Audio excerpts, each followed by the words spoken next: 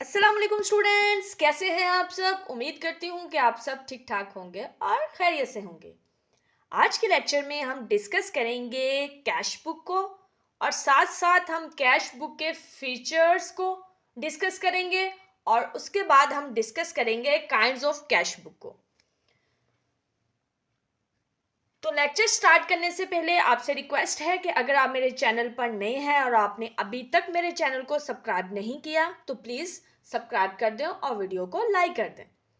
तो स्टार्ट करते हैं अपना आज का लेक्चर। बिस्मिल्लाहिर्रहमानिर्रहीम। वो कहता है जी, what is cash book. Cash book क्या होती है। जब भी हम कोई बिजनेस स्टार्ट करते हैं उसमें दो पर्सन इन्वॉल्व होते हैं, एक परचेजर और एक सेलर। चीजें बेचने वाला सेलर कहलाता है और चीजें खरीदने वाला परचेजर कहलाता है। इन दोनों के दरमियान जो भी डीलिंग्स होती हैं परचेजर और सेलर के दरमियान, या जो चीजें हम खरीदते हैं या जो चीजें हम बेचते हैं और चीजें बेच के जो हम पैसे वसूल करते हैं, उन तमाम चीज़ों का रिकॉर्ड हम एक बुक के अंदर मेंशन करते हैं। ठीक है, कि हमने इतने परसेंट से चीज़ें जो उनसी हैं वो ख़रीदी हैं और हमने इतनी पेमेंट्स की हैं और इतनी चीज़ें हमने सेल की हैं और उसके रिटर्न में हमने कितनी चीज़ें रिसीव की हैं, कितनी अमाउंट्स रिसीव की हैं। हमारी तमाम रिसीट्स, हमारी तमाम पेमेंट्स का रिकॉर्ड जिस भी बुक में होता है उस बुक को हम कैश बुक बोलते हैं। ठीक हो गया स्टूडेंट्स। हम डिस्कस करेंगे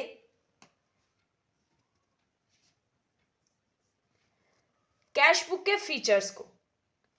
ठीक है, तो कैश बुक के अंदर हमेशा कैश के रिलेटेड ट्रांजैक्शंस ही आती हैं। इसका मतलब ये है कि अगर हम क्रेडिट परचेजेस या क्रेडिट सेल्स करते हैं तो वो कैश बुक में मेंशन नहीं होगी। कैश बुक में सिर्फ कैश के रिलेटेड ही ट्रांजैक्शंस जो उनसी हैं वो मेंशन होंगी।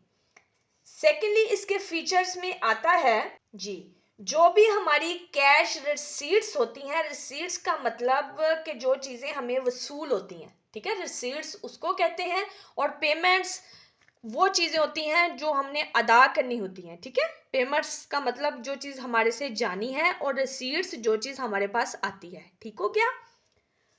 तो जितनी भी कैश रिसीट्स होती हैं ना, उनको हम डेबिट साइड पर रिकॉर्ड करते हैं। ठीक है, और जितनी भी हमारी कैश पेमेंट्स होती हैं उनको हम क्रेडिट या लेफ्ट साइड पर मेंशन करते हैं कैश बुक के अंदर। ठीक हो गया स्टूडेंट्स। और जितनी भी ट्रांजैक्शंस होती हैं उनको हम वन बाय वन, ठीक है, डेट्स के हिसाब से मेंशन करते हैं। सपोज अगर 1 मंथ के अंदर जितनी भी रिसीट्स एंड पेमेंट है तो उनको हम सॉर्टिंग करेंगे वन बाय वन के।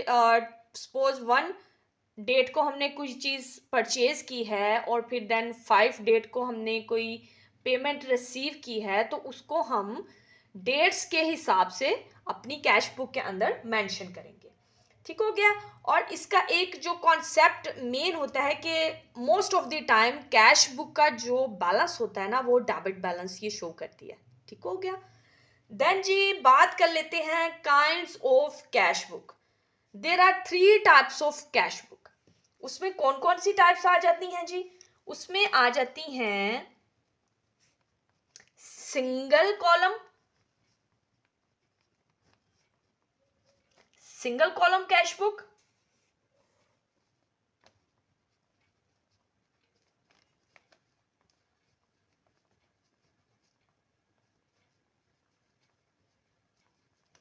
देन आ जाती है जी double column cash book,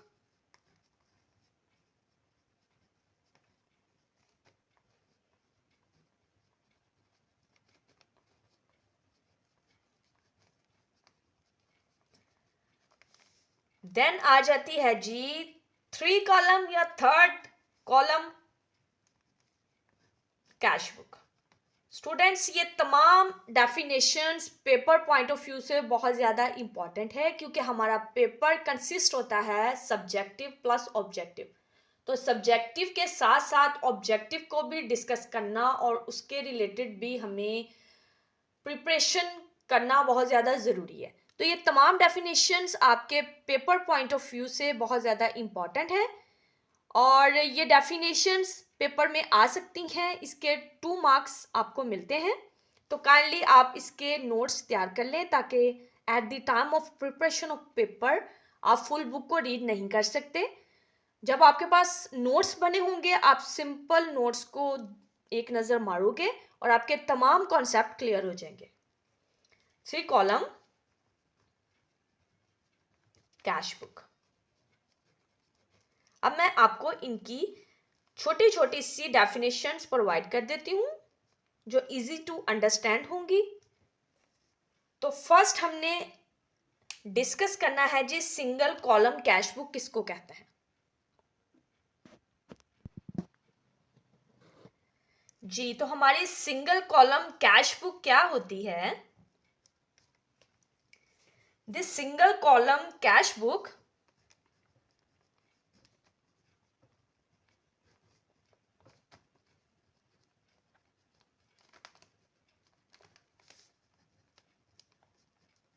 makes a record of only cash transaction.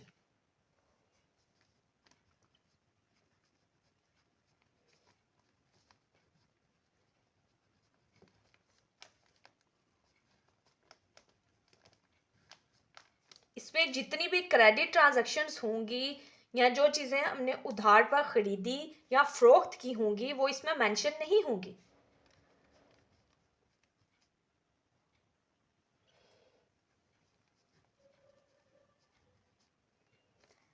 And it is just like any other cash column.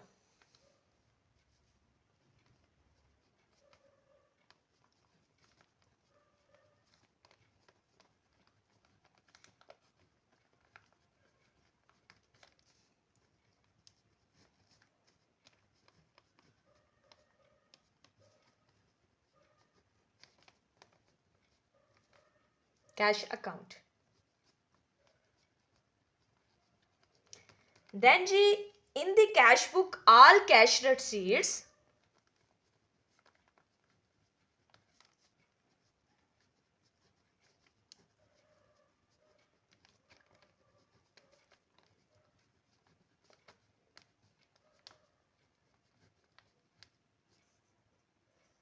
are recorded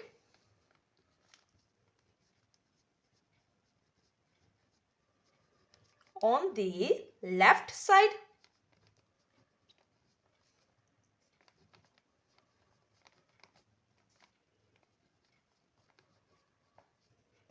and all the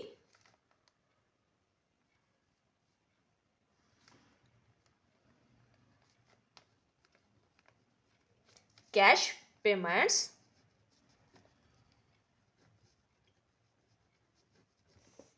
recorded on the right side.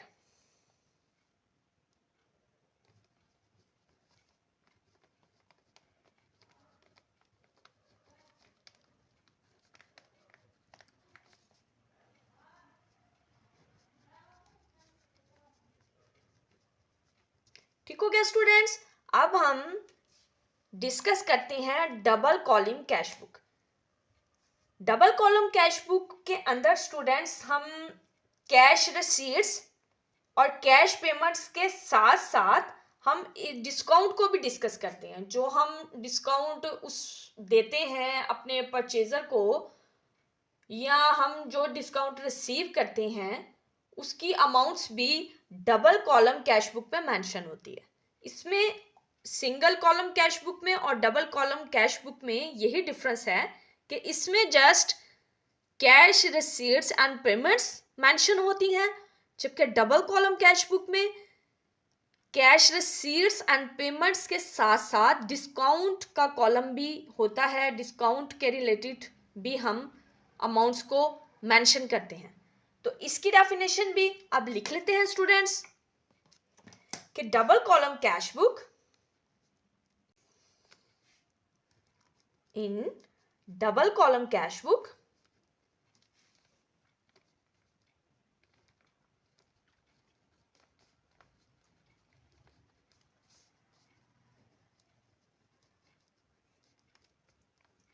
an additional column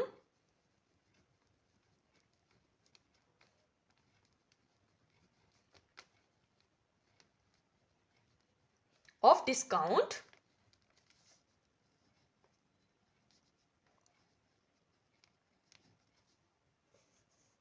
on both side. जो discount हम receive करेंगे वो हमारा debit side पर, और जो discount हम देंगे, हम पे करेंगे, वो हमारा क्रेडिट साइड पर मेंशन होगा. बोथ साइड इज प्रोवाइडेड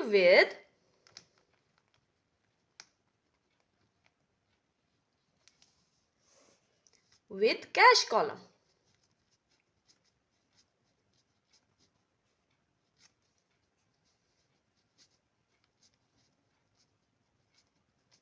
ठीक हो गया स्टूडेंट्स. अब हम 3 कॉलम कैश बुक को डिस्कस करते हैं. 3 कॉलम कैश बुक से क्या मुराद है जी? तो हमारी 3 कॉलम कैश बुक के अंदर कैश रिसीट्स एंड पेमेंट्स, साथ में डिस्काउंट, और साथ में एक बैंक का कॉलम भी बनता है. ठीक है, इसमें यही डिफरेंस है कि हमारी cash receipts and payments, cash के ऊपर जो डिस्काउंट रिसीट्स और डिस्काउंट पेमेंट, और देन एक एडिशनल कॉलम बनता है जिसको बैंक कॉलम कहते हैं, वो हमारी 3 कॉलम कैश बुक के अंदर डिस्कस होता है. तो अब हम इसकी डेफिनेशन लिख लेते हैं. The most important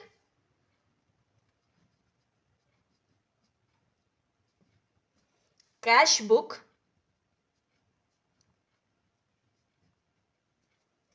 is the triple column. इसके नेम से ही पता चल जाता है कि इसमें 3 कॉलम्स बनेंगे, ट्रिपल कॉलम्स बनेंगे, 3 कॉलम्स होंगे.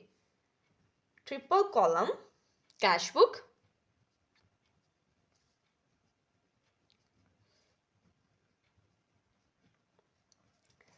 which has 3 amounts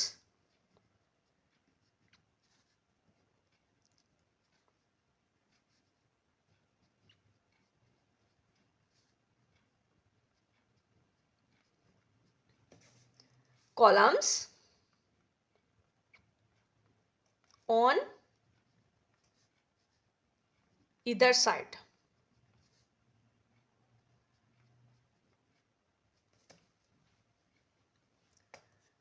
Cash, bank and discount.